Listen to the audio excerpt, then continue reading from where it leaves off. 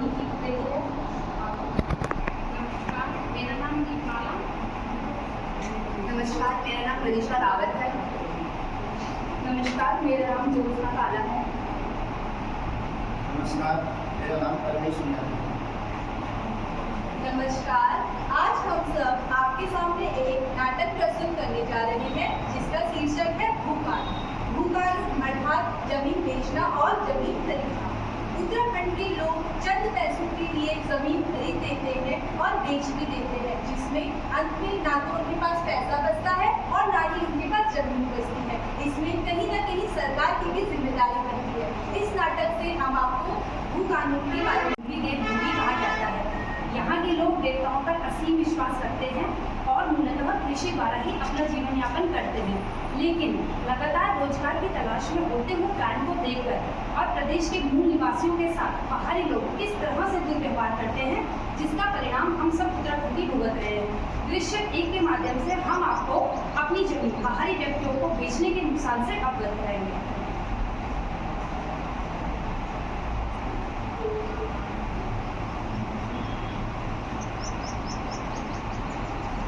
राम राम भाइयों, कैसे हो तुम दोनों? हम तो मौज में भाई, तुम बताओ तुम्हारे क्या हाल बस है? भाई मैं भी एकदम फर्स्ट क्लास हूँ। क्या बात, हम तो भाई आज तो बड़े खुश नजर आ रहे हो। खुशी की तो बात है ही, मैंने अपनी खेती की जमीन पूरे 1 करोड़ में बेच दी है। अब तो मेरे पास पैसा ही पैसा है, अब तो मेरी मौज ही मौज है। अरे मंगू भाई, तूने अपनी जमीन पूरी भारी व्यक्ति को बेच दी, अब खेती किसका करोगे? यही तो तुम्हारी रोजी रोटी है। अरे भाड़ में जाए खेती, अब तो पैसा ही पैसा है। अब हम क्या ही बोले, जैसे ठीक लगे। जय हो सेठ जी आपकी जय। शाम का समय जब बद्री, तीनों, काशी और भूरा आपस में बात कर रहे होते हैं। अरे भाइयों, तुम्हें पता है मंगू ने तो अपनी जमीन बेच दी है। मंगू तो मारा मार हो गया है। मालामाल हो गया? ऐसी कौन सी मुर्गी उसके हाथ लग गई है? अरे उसने मंगू ने अपनी पूरी जमीन 1 करोड़ में भारी व्यक्ति को बेच दी और बड़ा खुश हो रहा था। अब तो वो धन्ना सेठ हो गया, कह रहा था एक बड़ी गाड़ी भी लूंगा। अच्छा, अरे मैंने सुना है वहाँ तो उसकी बड़ी मौज है। चलो छोड़ो, हमें क्या है, हम तो चलते हैं। अरे अरे रुको रुको, कल मेरे घर रोपाई है, समय से आ जाना। ठीक है, आ जाएगी भाई।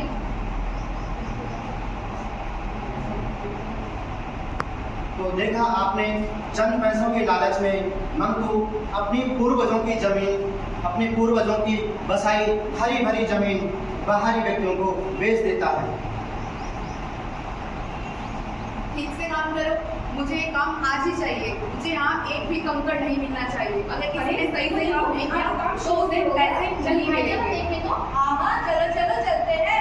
अरे कौन है रे तू? यहाँ के करंट लाग रहा है, जानते नहीं यहाँ की परमिशन ना है।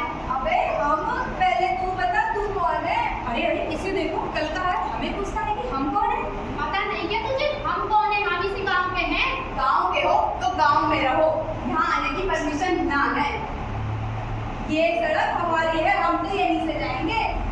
अरे भाई ध्यान से सुन, ये रास्ता मेरा खरीदा हुआ है, तुम भी समझ लो और गांव वालों को भी समझा देना, नहीं तो सारे के सारे गांव पे केस ठोक दूंगा।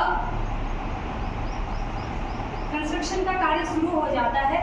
बाहर के लेबर मिस्त्री आकर गांव का माहौल पूरी तरह से खराब कर देते हैं। अरे वाह, कितना बढ़िया जंगल है, यहाँ तो माहौल बन जाएगा।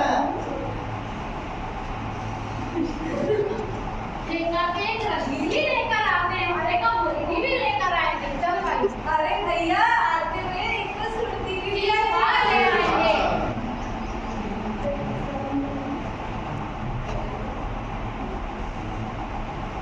कंस्ट्रक्शन का कार्य होते के साथ साथ दिन बीतते जाते हैं और वे सब लोग मिलकर गांव का माहौल आसपास का वातावरण दूषित कर देते हैं, जिसके कारण गांव वालों को अनेकों समस्याओं से जूझना पड़ता है। अरे सारे के सारे जंगल कहाँ गायब हो गए? या तो बहुत सारे पेड़ गायब हो गए। ये सब होटल वालों की हरकतें हैं। इन्होंने मोटा पैसा देकर जंगलात वालों को भी खरीद लिया, सारे के सारे पेड़ साफ कर दिए। हे भगवान, हमारा जंगल अब क्या करेंगे? अचानक भूरा के पिता की तबीयत खराब होने के कारण बाहरी व्यक्तियों के द्वारा रास्ता बंद होने के कारण एम्बुलेंस की व्यवस्था नहीं हो पाती है। बेटा मुझे हॉस्पिटल ले चल, नहीं तो मैं नहीं बचूंगा। मेरे रास्ता तो बंद है भैया, चापाई की व्यवस्था कर। हाँ भैया हाँ। पिताजी अगर आज बाहरी व्यक्तियों का कब्जा उस रोड पर ना होता तो शायद मेरे पिताजी आज जिंदा होते।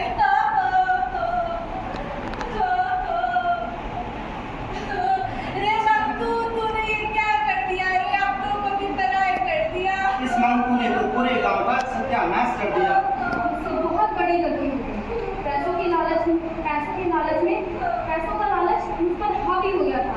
मैंने ये क्या कर दिया? आप पछताए आए हो जब चिड़िया जब चुग लेंगे।